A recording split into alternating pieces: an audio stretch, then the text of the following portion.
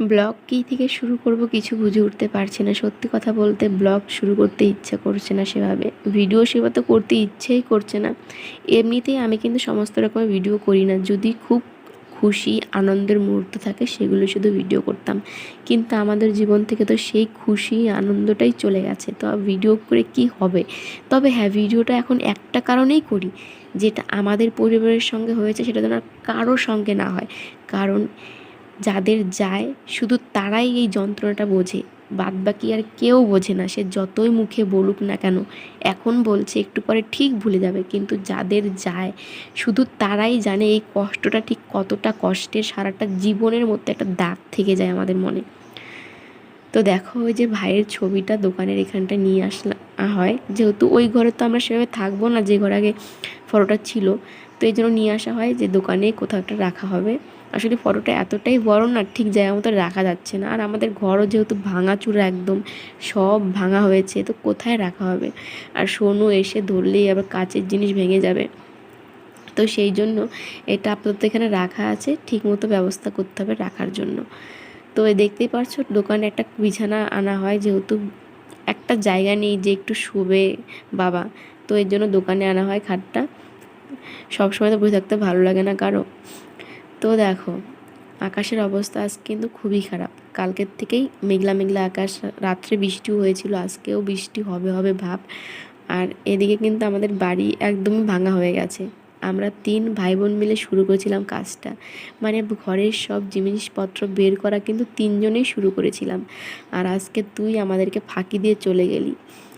ভেবেছিলাম যে আমার হয়তো দায়িত্ব একটু একটু করে কমে আসছে, কেননা ভাই বড় হয়েছে, বোন বড় হয়েছে, এরপর ভাই বিয়ে টিয়ে করবে, আমার একটু কাজকর্ম মানে এই বাড়ির দায়িত্বটা কমে যাবে, তাই না? কিন্তু সেটা আর হলো না। তো রাত্রে বৃষ্টি হয়েছিল বলে দেখো সারা বাড়িতে জলে ভর্তি। আসলে এদিকে ইট টিট দিয়ে মানে এতটাই আটকেছে জায়গা যে জলগুলো বের হতে পারছিল না। আর মা তো এখন মানে অসুস্থই বলতে পারো। আর দিদার রয়ে গেছে, এর জন্য রান্নাবান্নার দিকটা দিদা দেখছে। আর এখন রান্না করছে এখানে। আর সারা বাড়িতে জল, বাড়ি তো নেই বললেই চলে, মানে যতটুকু আছে সেখানে জলের জল। ঠিক মতো মানে কোনো কাজই করা যাচ্ছে না, রান্না করছে তো সেখান দিয়েও নিজেদের জল যাচ্ছে। তো দেখো আবার কিন্তু বৃষ্টি শুরু হয়ে গেছে, অনেক ভালোই বৃষ্টি হচ্ছিল। সেই যেদিন ভাইয়ের খবর হয় আর কি, সেদিনকার থেকে প্রচণ্ড হাওয়া, আর আকাশটাও ভালো ছিল, মানে ঠান্ডা ঠান্ডা ছিল ওয়েদারটা। কিন্তু আজ যেহেতু ভাইয়ের সমস্ত কাজকর্ম শেষ এখন, এর জন্য প্রচণ্ডই বৃষ্টি হচ্ছিল। আর রৌদ্রও ভালোই, গরমও প্রচণ্ড ছিল। তো দেখো বাড়ি মানে ঘর যে ছিল আমাদের, সে ঘর একদম ভাঙা হয়ে গেছে। তো বোনও এদিকে চলে যাবে, অনেক দিন হলেও এখানে আসছে, ওরও কলেজ আছে, ক্লাস হবে, পরীক্ষা হবে আর কিছুদিনের মধ্যে, এর জন্য ও যাবে। তো সোনু এর জন্য ওর মানির পিছনই ছাড়ছিল না। এতদিন তো মামার পেছনে এভাবে ধরতো, কিন্তু এখন আর মামা নেই, এর জন্য মানিকেই একমাত্র ওর ভরসা এখন। তো এবার তোমাদেরকে বলি যে এই যে ভাই এসেছিল ভোটের দিন, ভোটের পরের দিন এই ভিডিওটা করা হয়, সেখান থেকে স্ক্রিনশটগুলো আমি রেখেছিলাম। কি মনে হয়েছিল রেখেছিলাম, যেদিনকে আমরা 3 ভাই বোন কাজগুলো করি। আর এটা হচ্ছে ভাই যেদিনকার চলে যায় এখান থেকে চুল টুল কেটে, আর এরপর আমাদের বাড়ি ভাঙার কাজ শুরু হয়ে যায়, বাড়িঘর ভেঙে একদম একাকার। আর এরপরেই ঠিক 1 তারিখে এই ঘটনাটা ঘটে, আর 2 তারিখে ও আমাদের ছেড়ে চলে যায়। 3 তারিখে সকালবেলা ওকে নিয়ে আসা হয় বাড়িতে। আমরা কি ভেবেছিলাম আর কি হয়ে গেল, সত্যি এটা পুরো ধারণার বাইরে। তবে হ্যাঁ, 1 বছর ধরে আমার ভাই ভালো ছিল না। আমি এর আগেও অনেকবার ভিডিওতে বলেছিলাম একটু একটু করে যে ভাইয়ের কিছু একটা হয়েছে, খোলাখুলি কিছু বলতে পারিনি, কেননা কেউ বা কোনো দিদিই চায় না তার ভাইয়ের এই ব্যাপারে কিছু বলতে। সত্যি বলতে ভাই 1 বছর ধরে একটু আলাদা রকম ব্যবহার করতো, মানে মনে হতো ওকে দিয়ে কেউ এসব করাচ্ছে, কেউ বলাচ্ছে, কিন্তু অতটা সাহস হতো না আমাদের যে ওকে কিছু বলবো, কারণ ও এমনটা হয়ে গেছিলো না, আমাদের কোনো কথা শুনতো না। মানে বাবা মা আমার কারো কথাই কান দিত না, ওর সাথে শুধু একটাই ছিল ওর গুরু, ওর মহারাজ, যেটা বলবে সেটাই ওর জন্য ভালো, আর আমরা যা বলি সেটা ওর জন্য খারাপ। আর সেই গুরু বা মহারাজের আসল নাম কি আমি জানি না, শুধু একটুখানি জানি কমল পাত্র বা কিছু একটা, তার বাড়ি কলকাতায়, কোন জায়গাটা সেটা আমি এখন জানি না, তোমাদেরকে জানাবো। তো ভাই গিয়েছিল 2019 সালে কলকাতাতে। ও হচ্ছে একটা পরীক্ষাতে চান্স পায়, ও ফার্মাসিস্ট নিয়ে পড়েছিল। আর কোন কলেজ সমস্ত আমি ফটো তোমাদেরকে দিয়ে দেবো, মানে দিয়ে দেওয়া আছে, সে দিয়ে তোমরা দেখতে পারবে। তো আমার ভাইয়াকে কিন্তু ফেসবুক টেসবুক সব করতো, মাঝখানটা আর ফেসবুকটাও বন্ধ করে দেয় সেই লোকটা। আর এই দেখো, এটা হচ্ছে ভাইয়ের ল্যাপটপ আর ফোন, যেগুলো লক আমরা জানি না, কোনো দিনই আমাদের কেউ বলেনি, কিন্তু এই সমস্ত জিনিসের লক জানতো সেই গুরু। সমস্ত পাসওয়ার্ড সমস্ত জিনিস জানতো, এমনকি ওর ফোন ল্যাপটপও মাঝে মধ্যে ওই গুরুর কাছে থাকতো। আমাদের বাড়ির থেকে যখন ফোন যেত, ফোন ধরতো না। একদিন এমন হয়েছিল, ভাই 3 দিনের জন্য পুরো নিখোঁজ ছিল, ওকে ফোন। তো ভাই যে কলেজে পড়তো সেই কলেজের নাম হচ্ছে VCDA, college of pharmacy and technology. আর শেষ মুহূর্তে ভাইকে যে হসপিটালে ভর্তি করা হয় সেই হসপিটালের নাম হচ্ছে নারায়ণী। তোমাদেরকে সেগুলো দেখিয়ে দিচ্ছি। আর আমি এগুলোর কিচ্ছু চিনি না কোথায় কি, আমি কলকাতা কোনোদিনও যাইনি। তোমরা যারা ওখানে থাকো তারা অবশ্যই চিনবে, জানবে। এবার তোমাদেরকে দেখাচ্ছি সেই লোকটিকে। এই যে দেখো, লোকটির ফটো কখনোই মুখ থেকে দেখা যায়নি, আর আমরা সে ফটো কোনোদিন দেখিও নি। এবার যখন ভাই এসেছিলো তখন একটু এই মানে ফটোটা কোনোভাবে আমরা দেখতে পারি।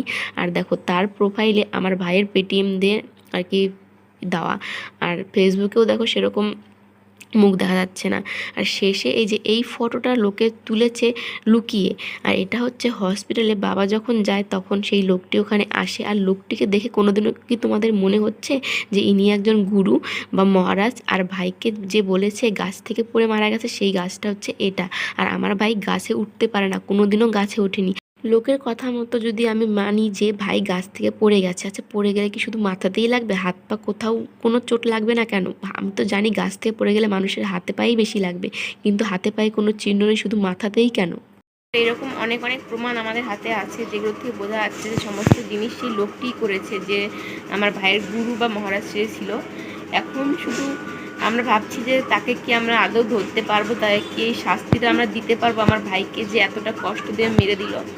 তো শুধুমাত্র তখনই সম্ভব হবে যখন পুরো সোশ্যাল মিডিয়া আমার পাশে থাকবে, না হলে তো আমাদের পক্ষে সম্ভবই না তাকে খুঁজে বের করা। কারণ তার আসল পরিচয় কেউ জানে না। সে পুরোটাই মানে নিজের পরিচয় লুকিয়ে আমার ভাইয়ের সঙ্গে দেখা করেছে, কথা বলেছে। তাকে আজ পর্যন্ত আমার ভাইয়ের চেনাজানা কেউই দেখেনি। যখন আমার মা কলকাতায় গিয়েছিল তখন সেই লোকটা যে জায়গায় থাকতো সেটা কোনো এক সময় কথায় কথায় আমার ভাই বলেছিল। তো সেই জায়গাটার নাম যখন মা বলে মানে বলার পরে তো মা অজ্ঞান হয়ে যায়। তো তারপরে সেই সূত্র ধরে তারা খোঁজ খবর নেয়, আর তখন ওই লোকটি হসপিটালে আসে, আর তখনই ওই লোকটিকে সবাই দেখে প্রথমবার। এর আগে কোনোদিনও ওই লোকটিকে কেউ দেখেনি, আর আমরাও তো সেভাবে দেখিনি। তো যখন সবাই মানে বোঝে যে এই নিয়ে কিছু করেছে, তখন লোকটা ওখান থেকে কীভাবে পালাবে সেই চিন্তা করছিল, কিন্তু কলেজের স্টুডেন্টরা তাকে পালাতে দেয়নি, তাকে ধরেছিল। তার কাছ থেকে আধার কার্ড ভোটার কার্ডের ফটো নিয়েছে, যদিও সবাই বলছে যে সেগুলো কোনোটাই ওনার মানে আইডি প্রুফ না, পুরোটাই মানে নকল। তো এখন দেখা যাক কি হয়। আরও অনেক প্রমাণ আছে, সিসিটিভি ক্যামেরা, মানে আমাদের বাড়িতে যে সিসিটিভি ক্যামেরা আছে সেগুলোর থেকেও অনেক কিছু, মানে সেটা দিয়েও অনেক কিছু আমরা বুঝতে পেরেছি। তো সমস্ত জিনিস যদি একবারে বলতে যাই তো অনেক বড় ভিডিও হবে। শুধু এতটুকুই তোমাদেরকে বারবার বলছি যে সেই লোকটির ফটো তোমাদেরকে আমি এখানে দেখিয়ে দিলাম। তোমরা যারা কলকাতার সাইডে থাকো, ওই মধ্যমগ্রাম, বারাসাত, আর ওই লোকটার যেই জায়গাটা থাকতো সেই জায়গাটার নাম ঠিক এখন মনে নেই, পরে আমি অবশ্যই শুনে তোমাদেরকে জানাবো। তো যাই হোক, তোমরা শুধু পাশে থেকো, তাহলেই মানে তাহলেই একমাত্র সম্ভব সেই লোকটিকে ধরা। না হলে আমরা শিলিগুড়ি থেকে কি করে সেই লোকটিকে ধরতে পারবো বলো? আর আমার ভাইয়ের এখনও অনেক জিনিসপত্র ওই কলকাতাতেই আছে, ওগুলো আনতে হবে, দেখা যাক কবে কি হয়। ওখানে যেতেও এখন ভয় লাগছে, কারণ সেই লোকের হাতটা অনেক বড়, কখন কি করে দেবে কাকে, এটাই তো মানে বিশেষ ভয়ের ব্যাপার। তো দেখা যাক কি করা যায়। আমরা অবশ্যই চাইবো আমার ভাইয়ের আত্মার শান্তির জন্য সেই লোকটিকে ধরিয়ে দিতে পুলিশের কাছে। যারা শয়তান তাদের হাত অনেক বড় থাকে, তাদের হাতে পুলিশ থাকে, ডাক্তার থাকে, সমস্ত জিনিস থাকে, আর আমার বাবা এখানে একা কী করতে পারবে? তো দেখা যাক কি করা যায়, কতটুকু করতে পারে।